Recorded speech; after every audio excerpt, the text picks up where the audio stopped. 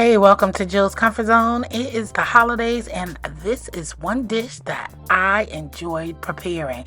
We made some chicken, seafood, and sausage gumbo. Lord have mercy. Look at there, look at there. These are the ingredients I used. So if you haven't checked out the full recipe on my channel, please do go ahead and check out this goodness. Jill's Comfort Zone on YouTube for the full recipe. Baby, when I tell you this gumbo was slapping and hitting, it was delicious. That 30 minutes or less stirring, making that roux was worth every bit of it, y'all. I mean, every bit, every stir, all of that. Okay, look at that. Look at that. Look at that. Baby, I put this thing together. Look. Ooh-wee. That roux was on point. You hear me?